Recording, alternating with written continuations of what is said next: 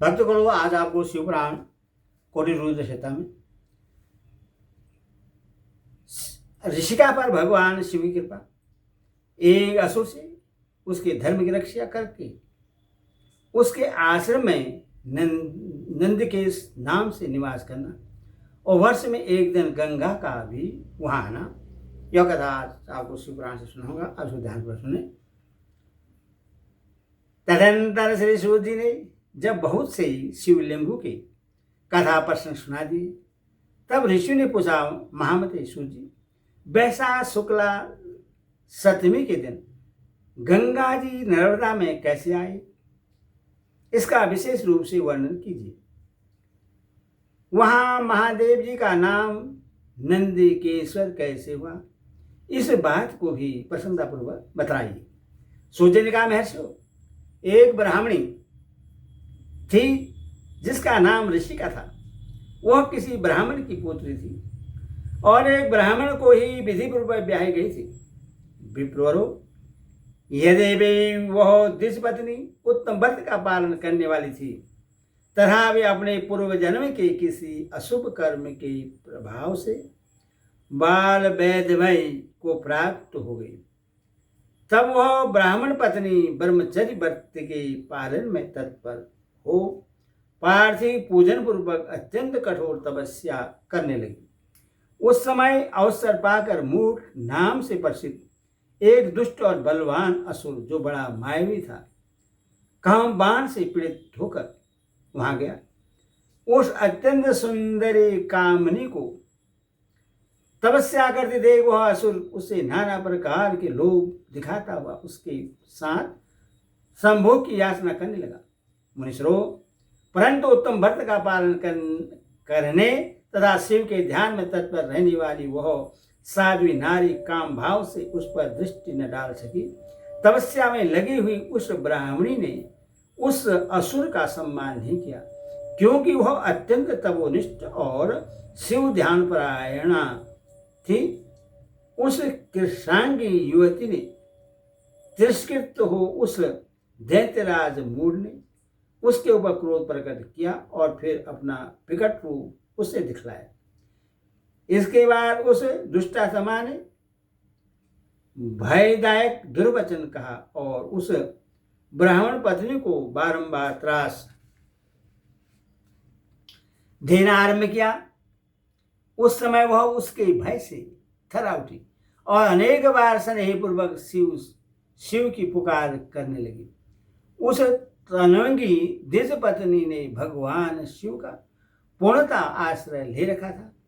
शिव का नाम जपने वाली वह नारी अत्यंत विहल हो अपने धर्म की रक्षा के लिए भगवान शंभु की ही शरण में गई तथा शरणागत की रक्षा, सदाचार की प्रतिष्ठा तथा उस ब्राह्मणी को आनंद प्रदान करने के लिए भगवान शिव वहां प्रकट हो गए।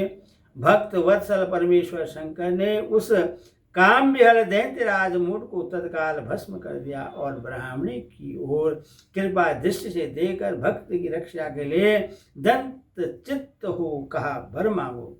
महेश्वर का यह वचन सुनकर उस साध्वी ब्राह्मण पत्नी ने उनके उस आनंदजनक मंगलमय स्वरूप का दर्शन किया।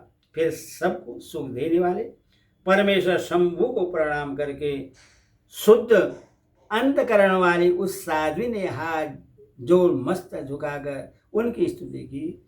ऋषिका बोली, देव देव महादेव शरणागत वत्सल, आप दीनबंधु हैं, भक्तों की सदा रक्षा करने वाले ईश्वर हैं। आपने मूढ़ नामक असुर से मेरी धर्म की रक्षा की है, क्योंकि आपके द्वारा वह दुष्ट असुर मारा गया। ऐसा करके आपने संपूर्ण जगत की रक्षा की है। अब आप मुझे अपने चरणों की परम उत्तम एवं अन्य भक्ति प्रदान कीजिए। नाथ, मेरे लिए यही वर है, इससे अधिक और क्या हो सकता है। प्रभु महेश्वर, मेरी दूसरी प्रार्थना भी सुनिए। आप लोगों के उपकार के लिए सदा यहाँ स्थित रहिए। महादेव जी ने कहा, ऋषिके, तुम सदाचारिणी और विशेषतः मुझ में भक्ति रखने वाली हो। तुमने मुझसे जो जो वर मांगा है वैसा मैंने तुम्हें दे दिए। ब्राह्मणों, इसी बीच में श्री विष्णु और ब्रह्मा आदि देवता वहाँ भगवान शिव का आविर्भाव हुआ जान हर्ष से भरे हुए आए और अत्यंत प्रेम पूर्वक शिव को प्रणाम करके उन सब ने उनका भली भांति पूजन किया। फिर शुद्ध हृदय से हाथ जोड़कर मस्तक झुकाकर उनकी स्तुति भी की। इसी समय साध्वी देवी नदी गंगा उस ऋषिका से उसके भाग्य की सराहना करते हुए प्रसन्नचित्त हो बोली। गंगा ने कहा, ऋषि के वैशाख मास में एक दिन यहाँ रहने के लिए मुझे भी तुम्हें वचन देना चाहिए। उस दिन मैं भी इस तीर्थ में निवास करना चाहती हूँ। सूर्य कहते हैं, महर्षि, गंगा जी की यह बात सुनकर उत्तम व्रत का पालन करने वाली सती साध्वी ऋषिका ने लोकहित के लिए प्रसन्नतापूर्वक कहा, बहुत अच्छा, ऐसा ही हो। भगवान शिव ऋषिका को आनंद प्रदान करने के लिए अत्यंत प्रसन्न हो उस पार्थिव लिंग में अपने पूर्ण अंश से विलीन हो गए। यह देख सब देवता आनंद हो शिव तथा ऋषिका की प्रशंसा करने लगे और अपने अपने धाम को चले गए।